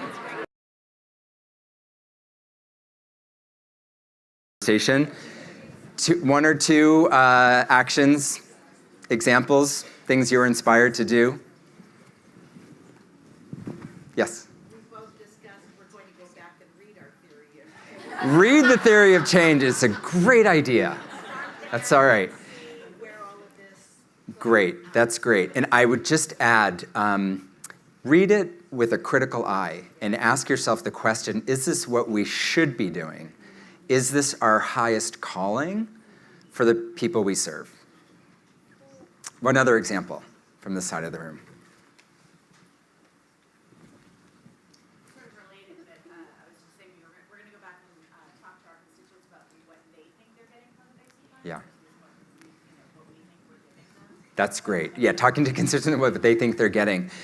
You know, I was thinking earlier how surprising it is every time we engage organizations, and this actually will segue us into talking about the Impact Lab. When we ask organizations who want to engage in evaluation and learning, capacity building work, we sort of start, well, tell us about your program. And it is a really tough thing to get a clear answer to. And so, hearing from the perspective of your constituents is an interesting way to hold that mirror up, not so that you can stay gazing in the mirror, but that so you get that feedback and then set a more aspirational theory of change. That is what defines the sphere of your accountability. That's, I think, part of what you were getting at as well. What should be our sphere of accountability? What's inside it? What's outside of it? And with that, I'd like to introduce Mara Williams-Lowe from Sobrato Family Foundation, who's going to open up about the Impact Lab.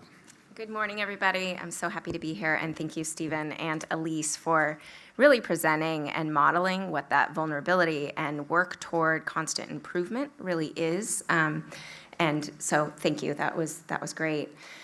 So the speaker series events, I think, are an amazing opportunity to come together. We love being here with our grantees and community partners and take a morning to really delve into a topic that we all deem to be important. But we also know that it's not enough, right? We're not going to learn everything we need to learn about evaluation, learning, becoming, and engaging a culture of learning within your organization in a morning.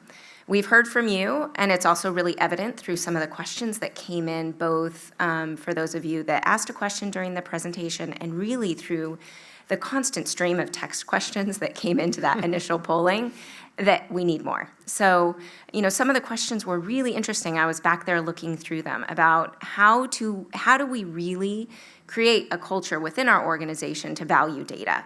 How do we make it useful for frontline staff? How do we balance? What are the best practices for balancing, whether it's quantitative and qualitative, and does qualitative really matter? All right, there are a lot of tough questions and a lot of really interesting questions. So I'm here to announce that we want to help you on your journey toward thinking of what is the best way to really answer those questions and engage in the work. So we are launching today the Sobrato Impact Lab. It will be an 18-month cohort-based learning program for 10 Sobrato grantees, where you really get the benefit of learning from your peers, learning from an expert in the field, having one-on-one coaching, and also an actionable plan to be able to do this work continuously throughout your organization. So on your handout, there's some instructions of how to learn more.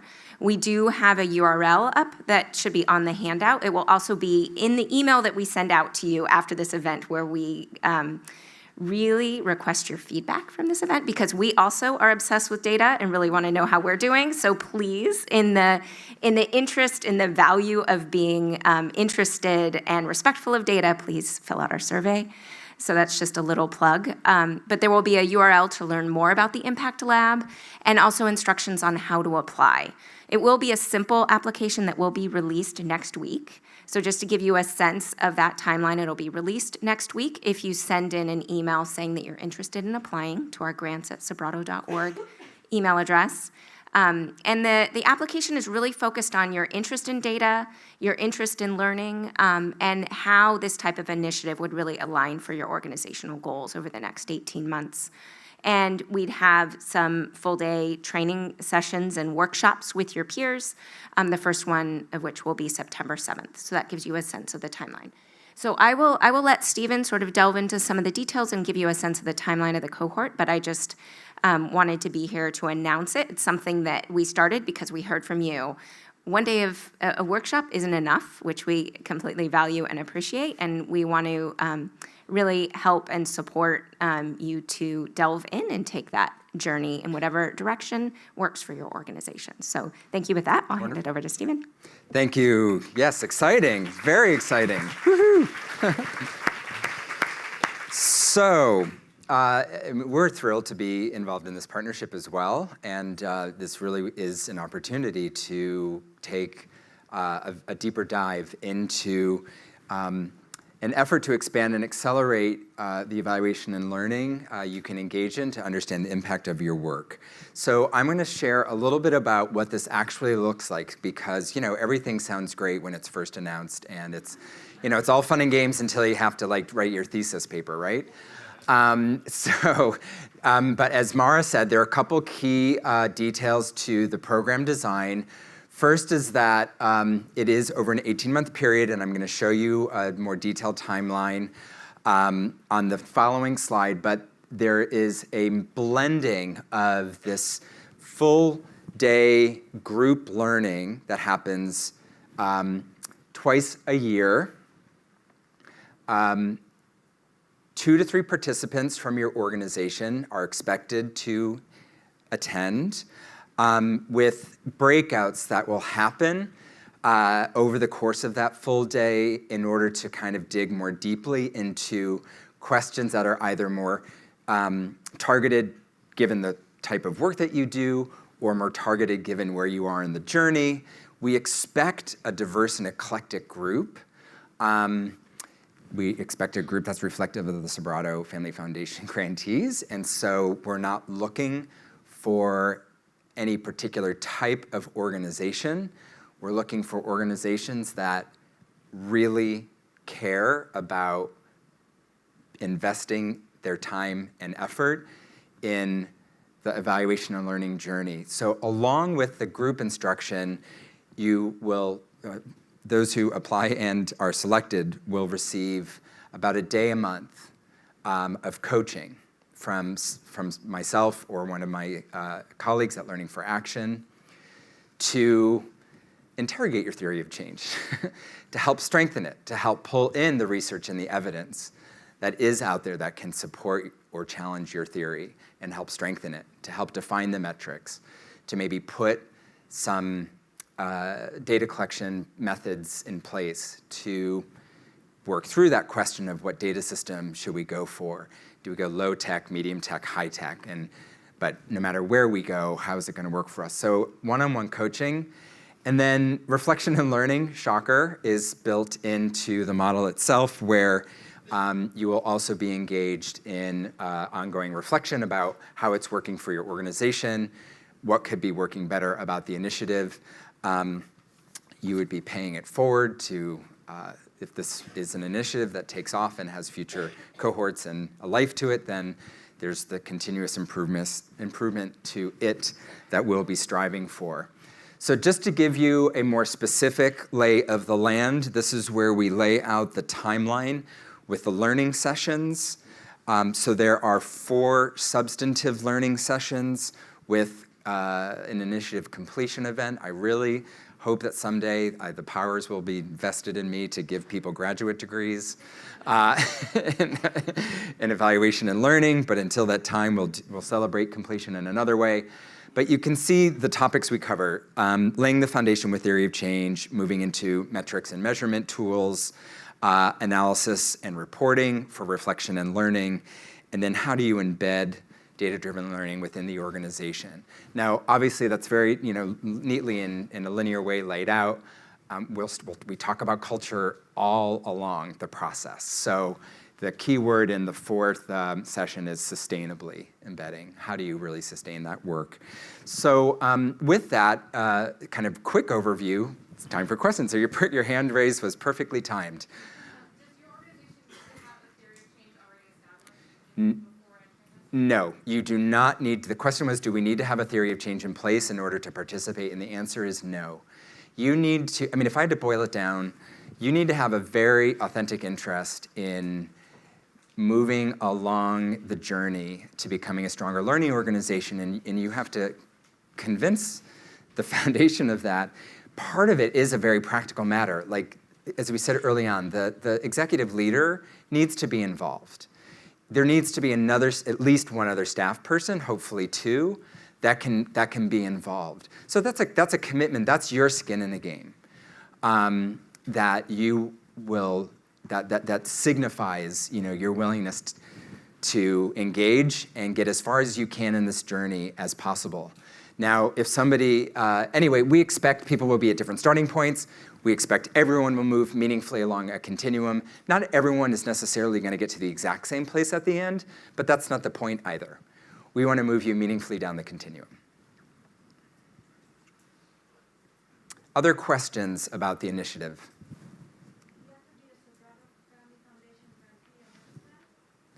Yes, it is for existing Sobrato Family Foundation grantees. So that is one eligibility criterion. People that you send to the all-day sessions, do those have to be the same? Oh, sorry.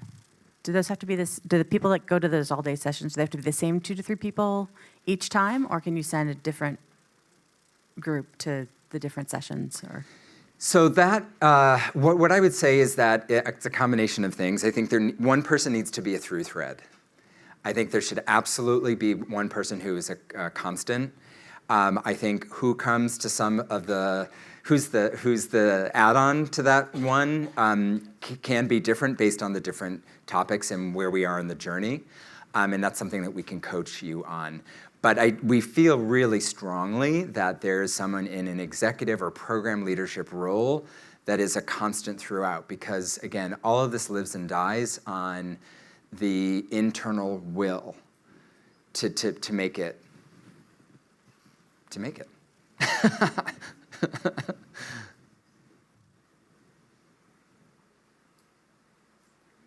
Other questions that we can answer about the initiative? Just on the takeaway, I cannot miss this opportunity. We're looking at our target audience, and we've been working with bringing books to children in underserved preschools. We'd like to reach the children that are not going to preschool, maybe 50% of the children who are not in preschool. So any of you who are here, we partner, we look for partnerships, we bring the books, we do the fundraising. We just want to broaden our reach to those who are most difficult to serve. Okay, thank you. Thank And your you. name I'm and sorry. organization is? Bring me a book. I'm Judy Koch. Thank you, Judy. And I have a card, just see me afterwards, but thank you. I'm sorry to take advantage, but I could not leave without doing this. That's okay. Worse announcements, I'm sure, have been made. So.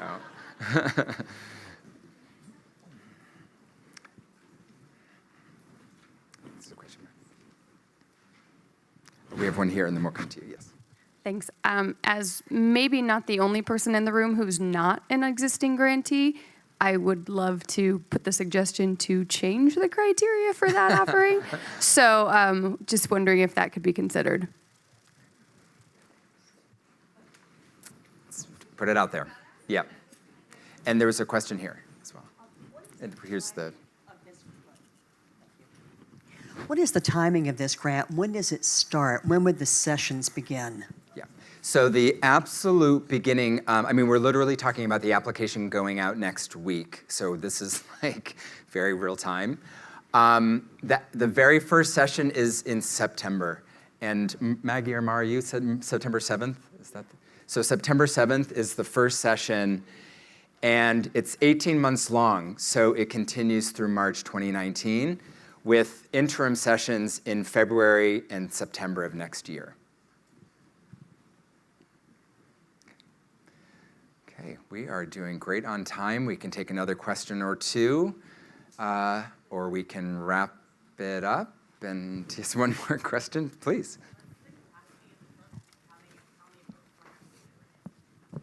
So we're looking to bring in 10 organizations for this inaugural cohort.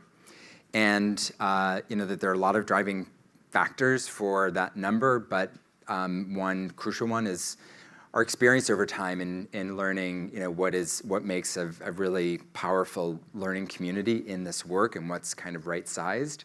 So again, it's also a program model decision that we make, but 10 and is what will be resourced for this first round. Hi, I'm Hillary from Fly. Hi, Steven. Hi, Hillary. I'm just wondering if there's a moment in time when you're too far along and maybe you wouldn't be a good candidate for this. I think what I would say is that the core content will be focusing on getting folks from like initial thinking about theory of change to what should we be measuring to what should we be looking at from a reporting standpoint. So that's the core content, really. As you know full well, we do believe this is like, it's a journey, not a destination, so there's a lot else that can be focused on, and the one-on-one coaching can be geared in that way. But I think that for organizations that are farther along, there's a trade-off with respect to kind of what a lot of the sessions will be addressing. All of that said, we are very prepared to take a look at who applies, and if there are groupings within that applicant pool that make it make sense in the end. So, yes, we have a question here. I feel like I just want to give you my, like.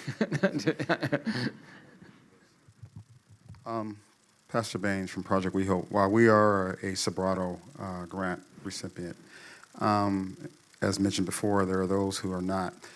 Maybe you can use that last 5 minutes to tell everyone about the foundations that support evaluations and things of that nature. Put on the spot. Let's see what the other question is, and then I will share a little bit about the what I think about who to ask for foundation evaluation resources. There was another. So my question was about just the curiosity I have about the application then requiring us to tell you where we are as an organization, how old is our strategic plan, our management structure, when was the last time we reviewed our theory of, will any of that be part of the application? So a lot of kind of what you would think of as sort of the basics of what you would put into any grant application actually won't be part of this application. And that is in one of the benefits of the fact that it's for existing Sobrato Family Foundation grantees. They already have all that information. So it'll go more to like the last question you got to, which is, do you have a theory of change, and how are you using it? But I want to underscore that it's not an application where there are right or wrong answers. And the trick for you all is going to be to not think of it as though you're trying to find the right answer. It's the authentic answer. I mean, I think the more you say what's really going on, the more likely you'll be seen as existing within an authentic stance. Yeah. So, yeah, right, exactly. It is transparency is the word. So, Reverend, I'm going to have to say it is uncomfortable for me to speak to this in front of the group and in the context of other funders in the room. But I am absolutely comfortable following up with anyone and everyone afterwards. And the reason why is because I don't want to create any expectations about what might come down the pike for any funders that are in the room. But what I will, and all of that said, foundations, like other organizations, are networked, right? And I don't know how many of you are familiar with funder affinity groups or funder networks, but it's a way that funders organize around issues that they care about in common. So there's grantmakers concerned for immigrants and refugees, there's grantmakers for children, youth, and families, there's grantmakers for effective organizations. So one thing I would say to anyone interested in knowing what foundations have put a stake in the ground as to caring about the effectiveness of their nonprofit partners, it's GEO, Grantmakers for Effective Organizations. And if a foundation is a member of GEO, it is very likely that they are going to put their money where their mouth is with respect to funding their nonprofit partners to do evaluation work.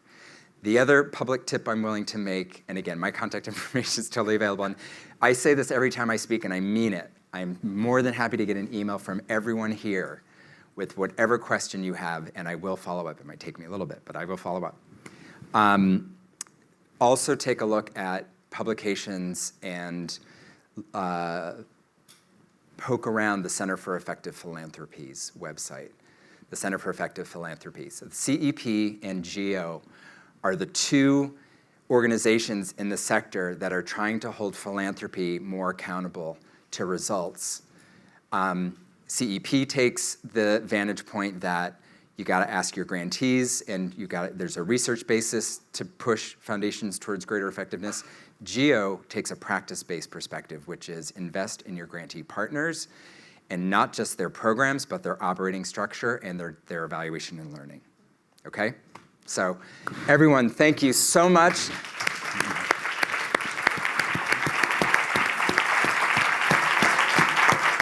Thank you, Steven. Thank you, Elise, and thank you, everyone, for coming.